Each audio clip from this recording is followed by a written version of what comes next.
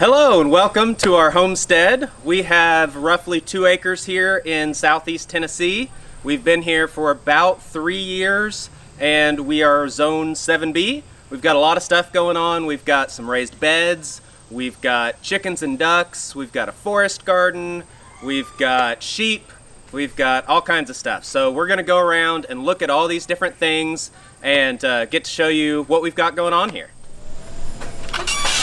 Hello, this is our back area of the house, kind of our zone 1 garden area.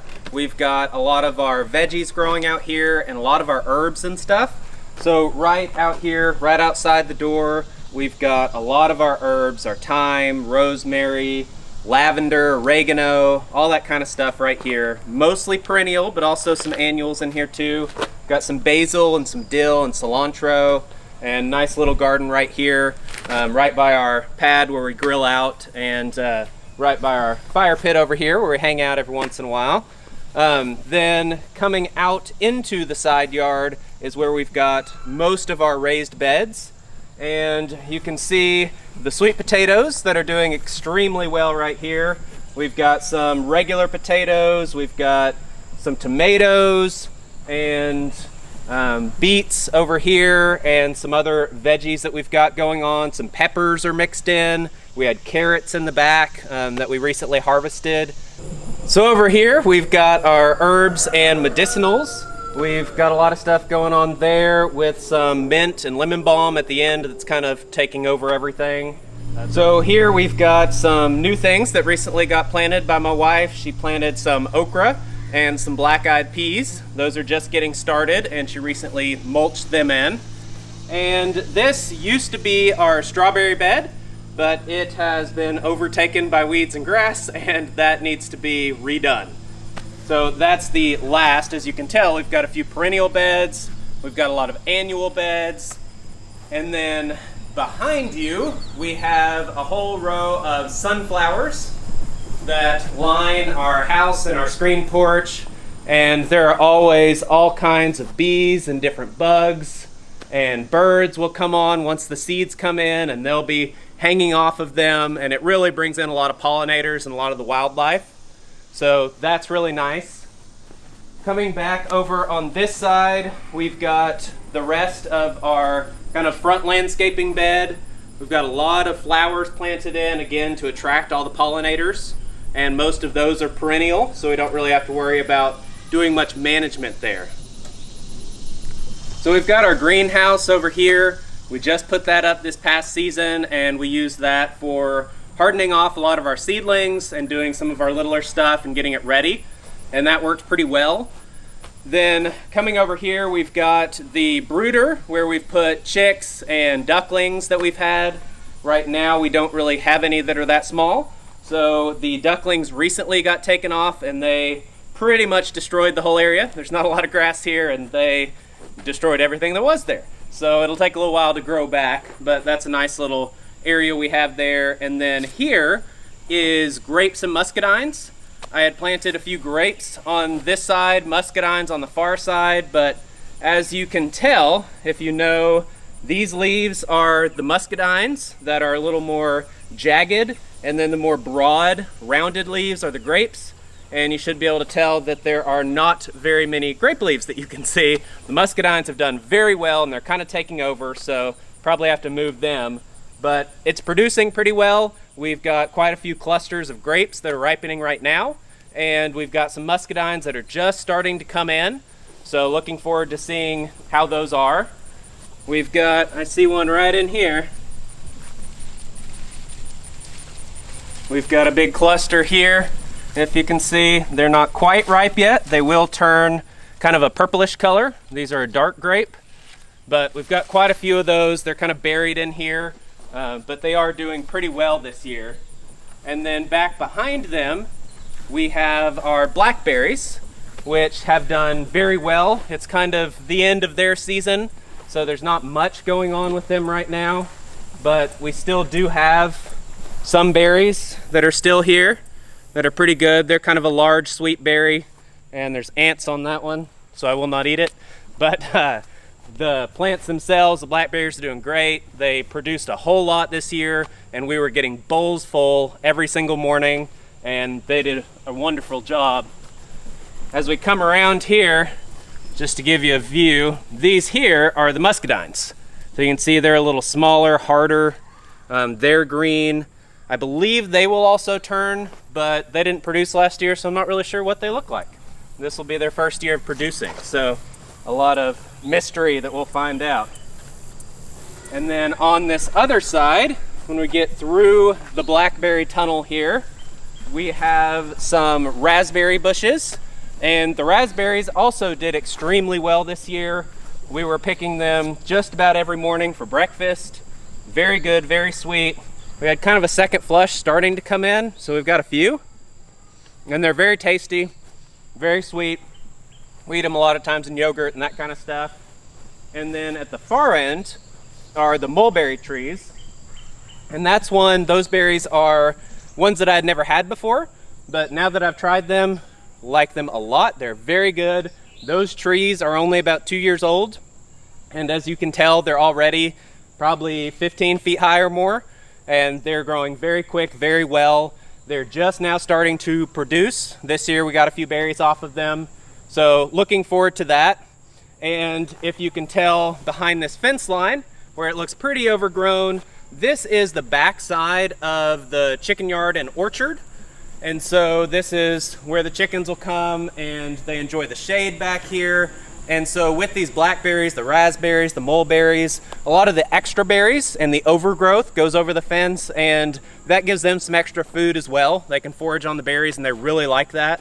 So it's a pretty good setup here. And then I also have similar things planted around the fence line where I've got some elderberry, wild plum, mulberries, different things like that that are more native and more hardy, and they will also be dropping fruit and berries. And then there are some apple trees. The whole area where the chickens are is kind of an orchard, and we've got lots of different varieties of fruit, but this whole section is apples. Most of them were planted this spring, so they're pretty new and just starting to get going. And so we'll look at the orchard on the other side here in just a bit and show you more about that. So this is where we have our sheep currently. There was a bit of an issue at first when we got the sheep. We originally intended to have them in with the chickens in the orchard area, and they started eating our fruit trees. So that didn't work out. We had to move them. We tried moving them around our yard, but the pasture wasn't that great. And so we worked out a deal with our neighbors who own this whole field that you can see beyond the fence here. And we worked out a deal where he let us graze our sheep on his property here, and we're going to give him a little bit of meat and probably pay the property taxes for him, something simple like that. But that gives them some really good pasture. We've got some of the portable fence from Premier One, the electric fencing, kind of electric netting, and that has worked really well. We've got a solar energizer out there. The sheep love it. They've been out here grazing and picking around at all the different things. The sheep that we got, it was a mother and her 2 lambs. And so the lambs are, as you can see, still nursing every once in a while, but they are getting fairly big. We're probably in the middle of the season for them. We got them in the spring and should be processing them in the fall. So it's worked out really well having them out here in this pasture in this area, and hopefully we'll be able to do something like this again next year with sheep, and ideally throw in maybe some pigs or a calf. So we'll see. So that's everything on this side of the house. That covers the side and the back of the house where the sheep were. Now we're gonna move around to the front, and you can see in the distance some gardens over there. That's kind of our zone 2 area, so to say, and let's go check out and see what's going on over there. Welcome to the next garden area that we have.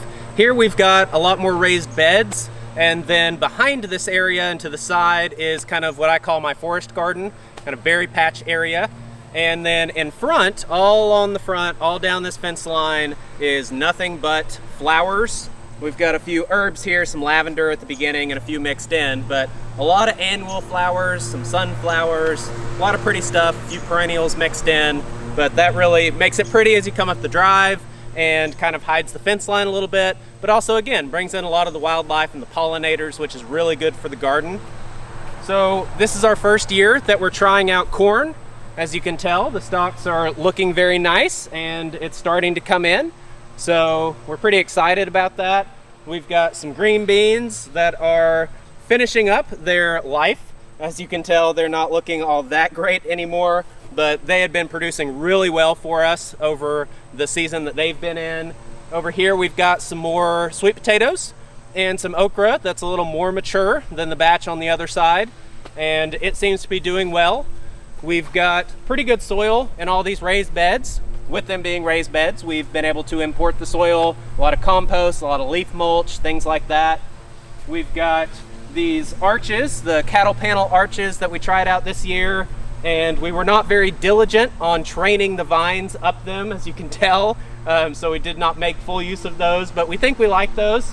We've got some cucumbers at the end of that bed that were growing up it a little more. They're starting to die off now. They're about done, but they've been producing really well for us as well.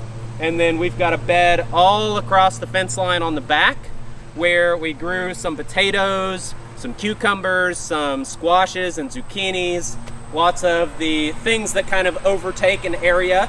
We've planted along that fence line there and let them vine up if it's a vining plant. And that pretty much wraps up this second raised bed garden area, and we will move on into my forest garden area. So welcome to my berry patch and forest garden. This is an area that is almost exclusively perennial, but it also has some room to throw in random annuals that we have extras of. So that has definitely happened this year. We had a lot of extra seedlings for tomatoes and some peppers and things like that. But what you can see here, these are all raspberries, and I've got a trellis system with 2 rows of wire and 2 rows of the 2 rows of wire, and those are all various types of raspberries that are really coming in nicely. This is only the second season they've been here, so they're just now really getting established and starting to spread, and we've gotten a few raspberries off of them. But then on this other side, it's mostly boysenberry, but we also have lots of those random annuals that I mentioned. So like this is all tomatoes. Got lots of tomatoes coming up here. You can see a few on the ground down here that are not quite ripe, but they're coming in. But definitely some more in here that are getting a little closer. We've had a lot of tomatoes coming in this year. And then we've got some peppers, as you can see in here. They're looking really nice. Definitely not quite ready yet, but getting some good production out of these. And that's really what we have all through here mixed in with the boysenberries is tomatoes and peppers, mostly spicy peppers. And that goes all the way down. This is actually the boysenberry vine. And so we've got a decent bit of boysenberries. Again, this is also their second year. Most stuff in here is only 2 years old. So this is pretty much the beginning. This is only their second season. First time they've had a full season to really grow and get going. Mulched them really well this spring, and they're starting to get there. So moving on past those, we have our more hardy berry bushes. We've got a few rows of them, and again, the idea is to stay perennial, where I don't have to plant every single year and worry about a lot of maintenance. So what we've done here is we've got blueberry bushes. You can tell there's one here.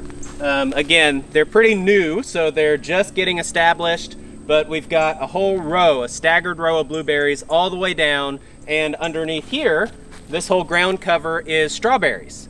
And they produced extremely well this year. We were getting giant bowls every single day, and so they act as a ground cover, but we also love strawberries, so works out really well. Back behind there, on the other side of the next walking path, we have some currants, some salal berries, gooseberries. We've got honeyberries and goumi berries.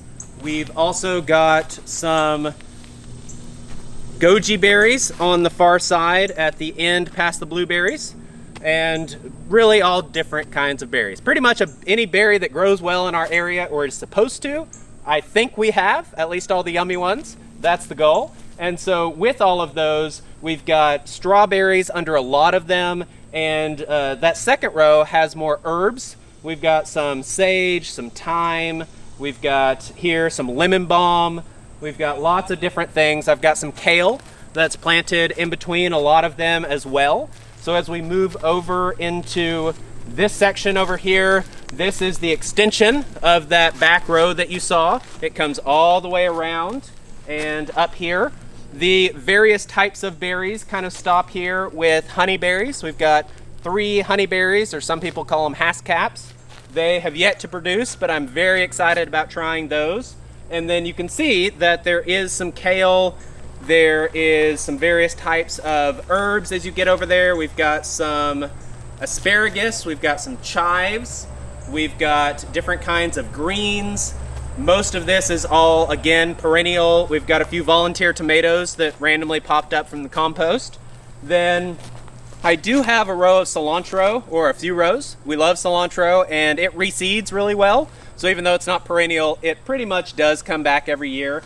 The little tree back here anchoring things off is a hazelnut tree, and it is, again, fairly new like everything else. None of this existed more than 2 years ago. It was less than 2 years ago when I planted all of this and turned all this into a garden. So again, everything is pretty new, but it seems to be doing well. We've got another row of blueberries through here, and this is where we have some more strawberries. We've got some kale. We had a volunteer squash or pumpkin of some kind. We have no idea what it is, but it is doing pretty well, so we left it. And we've got lots of, looks like mini pumpkins growing on it there. We've got some sunflowers that my son planted, and he thought it would be a fun surprise to have Daddy discover sunflowers shooting up in his garden, and it's been nice. Again, it brings pollinators, brings the birds. It's nice. And on the far end, we've got strawberries on the bottom, and then above those, some of those vines you see is part of the tomato jungle with some of our random tomatoes, but mixed in there are kiwis. So we've got some of the hardy kiwis that are doing decently. I think we have 3 of the vines that are doing well. I had 2 others that died off over the course of the year, but those ones did do well and hopefully will produce this season, but I'm not really sure. At least we should get some next season, and that's pretty exciting.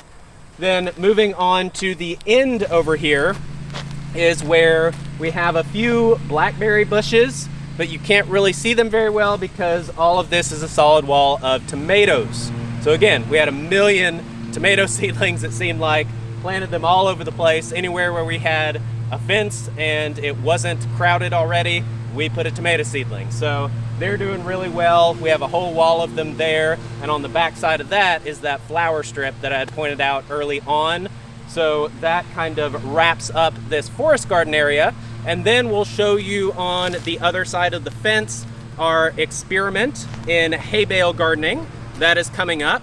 But before we do, there is a bit that I can show you back here. So like I said, I do refer to this as the forest garden, and this is not technically a forest garden, but as you step into this area, you're starting to get the layers of the idea of a food forest or a forest garden, that kind of approach to doing it, where it's all perennials. You've got some of these tall trees here, and then under them we have some more trees. But like I said, it's still early on. They just got planted about 1.5 years ago, but we do have some pawpaws and some mulberries in the back.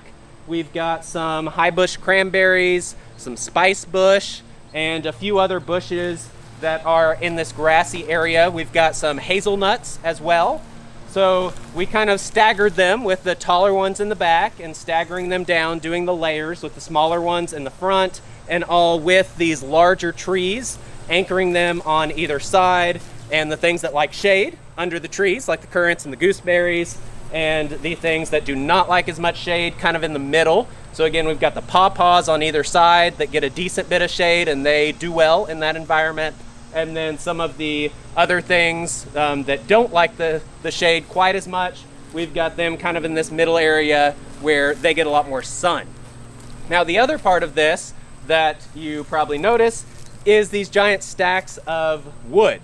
Those are mushroom logs. So this is something else that's pretty new for us. We just established this season, and we've got all different kinds of mushrooms that we have inoculated the logs with. We've got a few varieties of oyster mushrooms, few varieties of shiitake, few varieties of reishi or rishi, however you pronounce that. It's a medicinal one that they use a lot in Chinese herbal medicine especially. And then over here are some chestnut mushrooms. They like to be kind of half buried in the ground, so we've got a little half buried strip of logs there.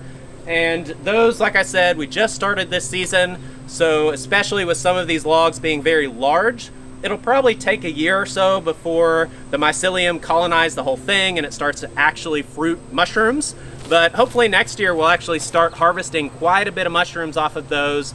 And although you do see some spotted sun on them right now, for most of the day they do get pretty shady, and then especially as we get the pawpaws and the mulberries growing up that are right in front of them, that'll provide even more shade and should be a really good environment for them over here. So that is kind of the rest of the forest garden area and everything we have going on in this section. Now we can move over and try out our other experiment that is a first for us for this year, and that would be the hay bale gardening. This is our straw bale garden section. It's new for us this year, never tried it before, but it's doing pretty well. We've got on this bit of fencing quite a few pumpkins that are coming in, and the pumpkins have done particularly well. And then we've got over here a squash. I think it's a cushaw squash, and that one is doing really well. We just picked one that was about half the size of my 3-year-old kid, and they get giant and they're loving it here, so I like it. We'll see how it goes. The kids have tried them in smoothies so far, and they say they are yummy, and they're supposed to store very well for the winter. So hopefully a lot of these squashes and pumpkins and stuff we can keep through the season after the growing season. We've got a lot of tomatoes. This is pretty much tomatoes, peppers, and squashes and zucchinis, pumpkins, those types. And that's what we've got all through here. I randomly had a bush that was lemon balm in my forest garden that was taking over. So I planted one on either side to anchor it, bringing in some more pollinators, and usually grab some, smell it, smells nice. Kind of nice as you walk in. This first bale, well actually there's 2 bales here under all these tomatoes, and then this first one starting the row is my 5-year-old son's bale. He chose to plant some tomatillos, some tomatoes. We've got some basil in here. They really love coming and eating the basil leaves. And I think, yes, so there was a cucumber. Now, I'll have a surprise for you coming up. Some of these are not cucumbers like we thought. We wondered why they weren't producing. We figured it out, and I'll show you here in a bit. On this other side, we've got a lot of the squashes, pumpkins, zucchinis. They are starting to get vine borers and squash bugs. So as you can tell, the vines are not flourishing quite as much right now. This was all covered in green probably a month ago, and things are starting to taper off. You've got a few of them like this that are still doing very well. I'm not sure if there's any fruit. Well, here's one. So we've got this guy here. Well, guess he's right. He came right off. So we've got that. This vine again is doing well, but a lot of these are starting to die off. On the other side though, the tomatoes have been doing very well. We've got lots of cherry tomatoes, lots of little orange ones. You can see kind of this right here. Got lots of them going on. And then coming up into this section that gets extra thick, this is our 3-year-old son's bale. He also chose to plant some basil so he can stop by and eat. He's got some mint for the same reason, and more tomatoes, and I thought some bell peppers. I think they just died and didn't make it because I don't see them anywhere. But there are some interesting things in here that I'm not sure if we'll be able to find. We might have to go on the back side, so I'll show you that after we make it through this little jungle here. So we've got more of these tomatoes all the way down to this side, and the squashes and vines all the way down to here. Then we've got the really spicy peppers. So we've got lots of different varieties. I think Carolina Reapers. We've got lots of them that I do not know their names. Got a buddy that's very big into peppers that gave us some, and lots of really yummy ones. I just don't know exactly what they're all called, but we've got them growing like crazy. You can see how many. For example, are just on that one branch here. They're obviously not ripe yet, but they are producing very well. You look at these gnarly looking guys with the long tails. That's usually a sign to watch out and beware. On this other side, we've got some that are starting to ripen. You see this here? He's starting to come in. These ones aren't quite as spicy. I have tried a few of those. They're very yummy. We mixed some in with some salsa. That was very tasty. But these guys are looking really scary. You can see the big tails, the gnarly bumpy skin. Yeah, I'm not too sure about those ones. That'll be interesting. Same with these guys here. They're also going to be extremely spicy, and we've got a ton of them. So we should be making a lot of spicy seasoning. That's what I did last year with a lot of the extras. A lot of these are too spicy to eat plain, but if you dry them out, crush them into a powder or blend them into a powder, you can make some really yummy spicy seasonings, even add in like some garlic, salt, pepper, some different things, and get some really nice blends. We like variety in our diet, we like variety in our garden, and it is working out really well for us. We're really enjoying it. And these hay bales are particularly doing really well, so I think we'll try to keep these. I've got a strategy in mind to keep them in this place and redo them again next year. But let's go on the other side of this and I'll show you that special thing that I had discovered probably about a week ago. Now we're on the back side of the straw bale garden, and these are the things that I was mentioning that were pretty curious. They are extremely spiky and sharp. You have to be very careful with them. The vines look a lot like cucumbers. So we thought we had cucumber vines. We couldn't figure out why they weren't producing. And then we discovered these. And turns out we have Kiawana melons. These are ones that I had purposefully planted and kind of forgot about.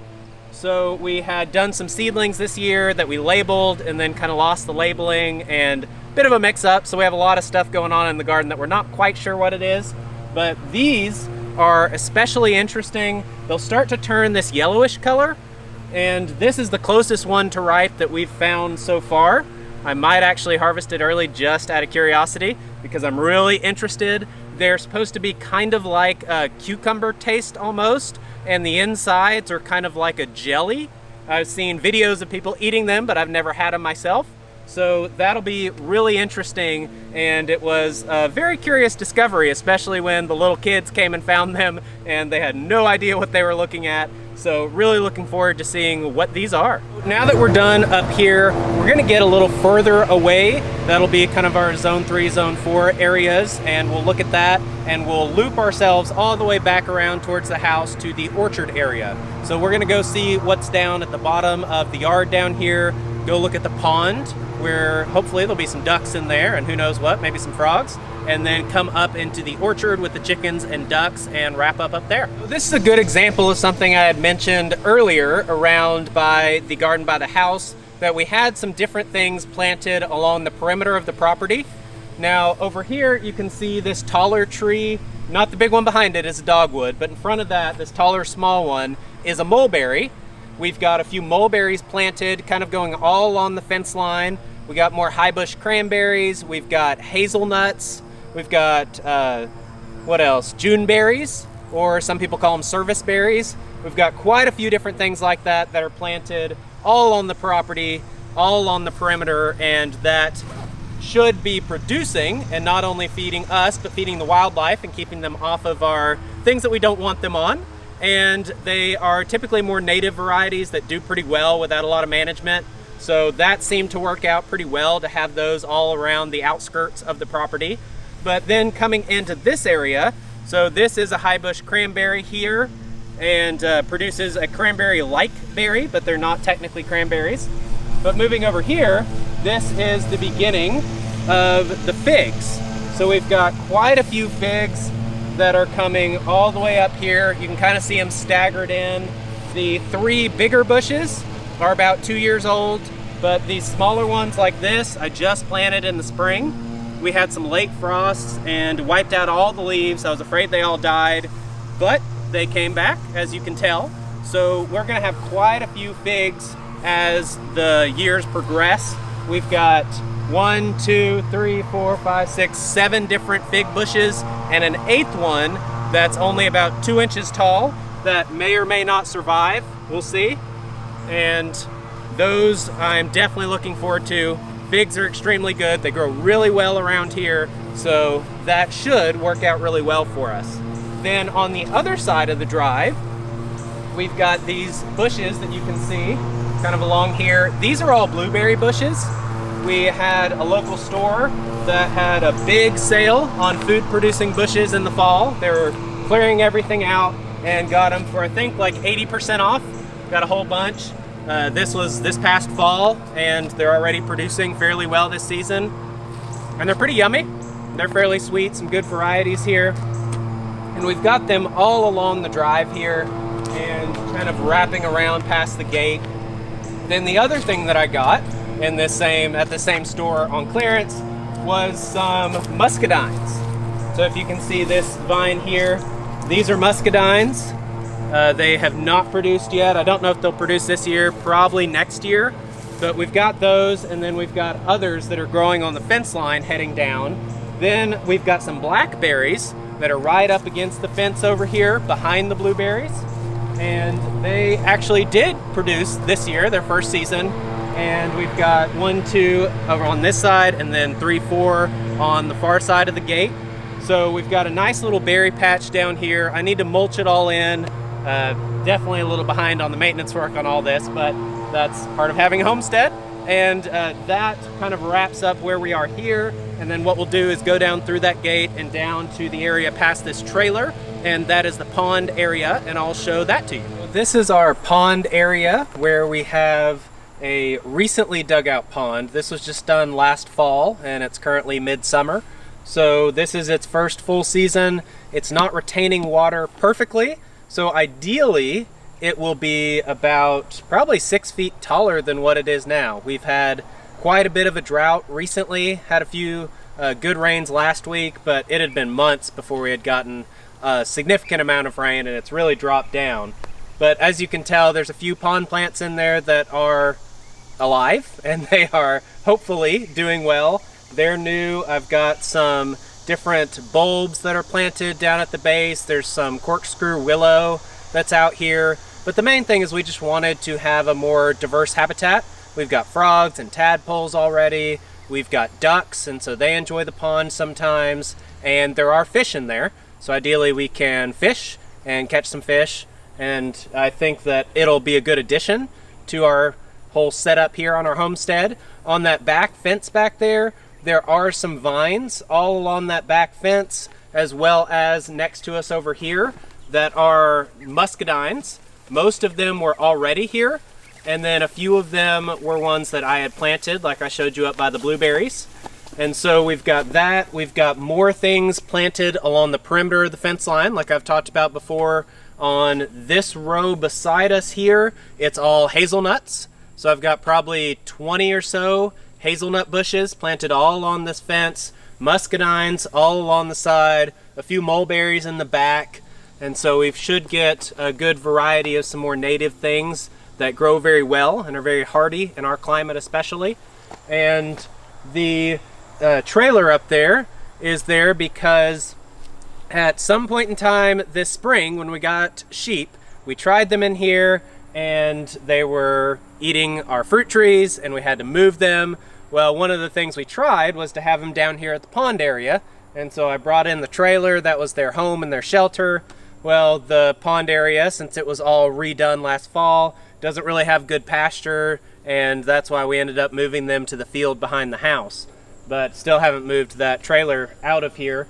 But there are also 2 mulberries up at that trailer and a few more of the hazelnuts and things like that along that fence line. So as we come up a little bit, you can see there are a few small things, like this guy here. There's another one right over here. This one is a service berry. Not sure what this is. It might be a pawpaw, might be a pecan. Not positive. But what I had done was to plant a whole row of some taller trees, oaks and pecans, things like that, all the way up this embankment. And then just up from that, kind of like with the forest garden, I layered things. So then I did a layer of mostly mulberries and pawpaws, and then a layer of things like the hazelnut shrubs, some service berries, some nanny berries, aronia berry bushes, all kinds of stuff like that. And so there's a few rows kind of going up to this, what used to be a fence line here, of some more native varieties, kind of in a food forest style fashion. Then if you look over on this side, we've got a bat house that we installed. I built the bat house myself, and then the guys that dug out the pond got an old power pole and mounted it to it and lifted it up with their equipment. So we haven't gotten bats this season, but it's the first year. Hopefully we'll get some next year, and they can eat a lot of our mosquitoes and things like that. Then we've got a whole row, kind of even with this fence line, of elderberry bushes. And I do have some more native varieties of elderberry along the perimeter all around the property, but these are ones that were specialty cultivars that I picked out and ordered online. I think there's 15 bushes that are kind of staggered all along that fence line, and that kind of anchors off this section here into the more cultivated section with mostly fruit trees. There are a few fruit trees right on this side of the fence, but most of them are on the other side of this fence line. So we can go up there and take a look at those now. This is more the top end of the orchard. We've got quite a few trees, I think about 70 total, and it's probably on roughly half an acre of land. So they are pretty close together and trying to maximize our space here. We've got things like pears and apples, we've got peaches, nectarines, a few apricots, we've got persimmons and cherries, we've got some pawpaws that I'm really excited about. I've got a few cultivars of mulberry, and we've got things like almonds, which are a little interesting. All kinds of things like that that are a little less common, some like plum and cherry crosses, and some interesting crosses like that. So we've really filled the whole area pretty much as we could. We've got more pears, and the apple orchard that I'd pointed out earlier is more on this side over here. And we can actually go up this way, and I can point that out because we did have some chicks this season. And so we can see where I set them up, a small zone over here where they can actually have some grass and they can eat and be a little more free. I had them just in a coop, and there wasn't much for them to do, not a lot of grass. So it's much better out here. Also, as we go up, some of these saplings along the fence line, those are elderberry and wild plum, and they're actually doing fairly well. I've got a few bushes there that have been successful this year and came back. And you'll notice as we go, probably, there's a few things like this one right here that had gotten demolished by the sheep and does not look like it'll come back. We probably lost maybe 5 fruit trees or so. So not all that bad, but it is still a pretty big disappointment when you lose something that you really wanted to use. Coming up to this last part over here, we've got some pomegranates shifting into the pears and then into the apples. This is the zone that I had fenced off for the chicks. I just ran some chicken wire straight down the fence line. That was just the easiest, quickest way to do it. And then temporarily, I have some smaller fence that kind of sections off a rectangle for them. Since they're so small, they can actually get out of the fences on the perimeter. So they've got a little section here, and you can see that there's a hole in this piece of plywood here that is entering into their coop. And so I can show you what their coop looks like. It used to be the sheep stall. Now it is the brooder area for them. So we can go take a look at that too. This is the old sheep stall, the new chicken pen for the little chicks. We've got a decent sized area in here.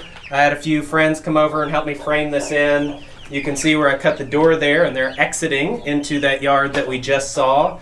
That was the easiest way to turn this into a brooder. I basically just took the sheep stall, made sure everything was secure, cut a door in it, and fenced in the area outside there. So kind of what we do on the homestead is just whatever's easiest, whatever we have laying around, we make it work. Most of all the gates, for example, like this one, are ones that I had found. They're kind of scrap, or I built them myself out of scrap wood.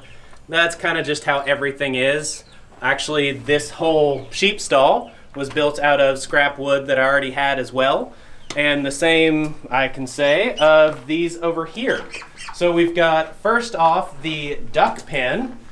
and this is supposed to be open. We've got one duck going broody behind the door here, and she keeps shutting the door, and I do not want her to have ducklings. We have too many already, but we've got the duck pen in here. There's really not much going on in there. It's just an open area with chicken wire for one area to keep a lot of ventilation going on there. And same with the door. The door has a lot of ventilation with just wire on the top half. And as I pointed out, you've got the random little nest behind the door. For whatever reason, they really like that area, and we get a decent amount of eggs from it. I bet if I move her off, yes, we have a whole clutch of eggs down there. They look like mostly duck eggs. And I guess I will take those today and bring them inside and we can eat them. So this is the chicken pen, the chicken coop. I've got boxes like this, one on this side, one on that side, where we can access inside the nesting boxes to gather eggs. So that's pretty convenient. I've kind of got a makeshift way to secure it down here. I can open it up. We've actually got a duck in here. Looks like laying an egg or going broody, who knows. But need to put some more straw in here to make those nesting boxes a little more comfy. But we've got these so that it's easier to access on either end without having to go in the coop itself. But as you come around on this side, again, I'd cut out a big kind of window here and put up some chicken wire. Just a lot of ventilation is really important for the birds. So that's something I've always made sure to have a lot of. This style of coop that I had, again, like everything else, it's all scrap. So these were old fencing panels for an old privacy fence someone had and they're getting rid of. And there's gaps in between the boards, so that helps with airflow as well. But I had that and put that in, and then coming on inside here, you can see where I had cut areas for the nesting boxes. There's actually a few chickens in these currently. So we've got those there. I've got sticks that I used as roosting rods, ways to get into the nesting boxes. Got roosting rods all on this side and all on the other side. And there are the nesting boxes that we saw from the outside are on that far end. You might be able to tell there's just that duck in one of them and clutch of eggs on the other side. So this has worked really well for our chickens. The ducks are in here half the time as well. So it's kind of a hit or miss as far as where the ducks want to go to bed. Often I chase them out because they are a lot messier and I have to clean their stall a lot more often. So I don't really want them in the chicken coop all that much. But as you can see over here, we've got quite a few ducklings. We had 2 mother ducks who sat on a clutch of eggs. One had 2 ducklings and one had 14. So we have quite a few. The ducks are much more messy than the chickens, and so we are probably going to get rid of a good bit of them and just keep a few for eggs and for the pond health and for some variety. But we'll probably get rid of quite a few of those just because they're a bit messier, stinkier, more of a pain, that kind of thing. But in general, we do like having the ducks, and they've been a really good addition to the homestead. Now, that does wrap up this section here. So I guess let's head back over to the front of the property and close things out. So that will wrap up the tour of our homestead. Again, we've got roughly 2 acres in southeast Tennessee, and all of the things we have here are always changing. We're always adding on, doing new projects, bringing on new animals. Last year we had pigs, this year we have sheep. Talked about bringing in some turkeys. We have ducks now, but we're getting rid of some. We tried the straw bale gardening this year. Just all kinds of new stuff. We're always experimenting and adding on and changing, testing things out. So if you are interested in this type of thing and this type of content, then definitely pay attention to the channel, subscribe, and definitely put a like for the video. Put some stuff in the comments if you have questions, and I can respond to you there as well.